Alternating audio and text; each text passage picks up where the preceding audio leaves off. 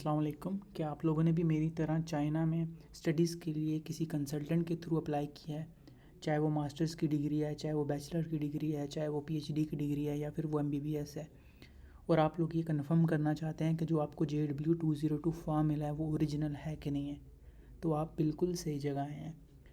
तो गाइस, जैसा कि आपको पता है कि बहुत सारे ऐसे कंसल्टेंट्स होते हैं जो कि पैसे के लिए आपको फेक डॉक्यूमेंट्स पकड़ा देते हैं और फेक JW202 JW201 फॉर्म दे देते हैं और आपसे पैसे ले लेते हैं। और बाद में जब आप चाइना जाते हो उस फॉर्म को लेके, उस फेक फॉर्म को लेके, वहाँ पे इमिग्रेशन में जब उसको कंफर्म किया जाता है तो आपको रिटर्न भेज दिया जाता है, जो कि एक बहुत बुरा लम्हा होता है।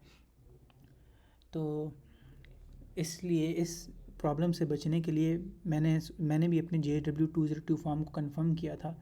तो मैंने सोचा कि मैं आप लोगों को भी एक गाइड वीडियो बना दूं ताकि आप लोग भी कंफर्म कर सको, क्योंकि उस टाइम आप कंसल्टेंट को नहीं पकड़ सकते जब आप रास्ते में होते हो। तो आप अभी भी फ़िलहाल कोई एक्शन लेके आप इस चीज़ को फ़िक्स कर सकते हो, मतलब कोशिश कर सकते हो फ़िक्स करने की। तो चले मैं आपको गाइड करता हूँ कि आपने कैसे अपने JW202 फॉर्म को कन्फर्म करना है। तो सबसे पहले इस चीज़ के लिए आपको वी चैट की ज़रूरत पड़ेगी। आप ऑनलाइन भी कर सकते हैं, बट उसमें चाइनीज़ लिखी होती है तो आपको कोई समझ नहीं आएगी कि वो क्या हो रहा है। तो आपने क्या करना है कि सबसे पहले अपना JW202 फॉर्म की फ़ोटो ले लें। मैं आपको दिखाता हूँ। तो आपने सबसे पहले करना है कि अपने फ़ोन में वी चैट में जाना है आपने सबसे पहले। ठीक है, वी चैट ओपन करते हैं। वी चैट ओपन करने के बाद आपने क्या करना है कि आपने यहाँ पे डिस्कवर पे आना है। ये जो नीचे आ रहा है ना डिस्कवर, इस पर क्लिक करना है और उसके बाद स्कैन में क्लिक करना है। स्कैन में क्लिक करने के बाद ना आपने जो अपने JW202 फॉर्म की जो फ़ोटो होगी ना, कोई भी फॉर्म है आपका, उसकी फ़ोटो यहाँ पे अपलोड करनी है। QR की अब मैं आपको दिखा दूँ, उसकी फ़ोटो ऐसी होगी। ये देखें, JW202 फॉर्म मेरा है और इसकी ऐसे QR है, ये आपने अपलोड करनी है। अब तो मैं सही वाली इसमें अपलोड करता हूँ। तो आपने देखा, जैसे ही मैंने इसको सर्च किया तो ये एक वेबसाइट ओपन हो गई है। अब आपने क्या करना है कि आपने इसका एक स्क्रीनशॉट लेना है फ़ोन के अंदर ही। उसके बाद आपने क्या करना है कि इसको यहाँ से कट कर देना है और फिर वापस स्कैन पे आना है।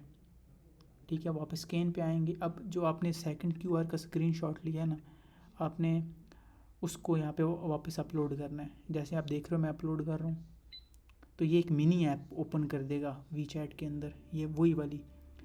अब आपने क्या करना है, इस 3 डॉट पे ऊपर क्लिक करना है और नीचे ट्रांसलेट कर देना है, तो आपको ट्रांसलेशन इंग्लिश में जाएगा।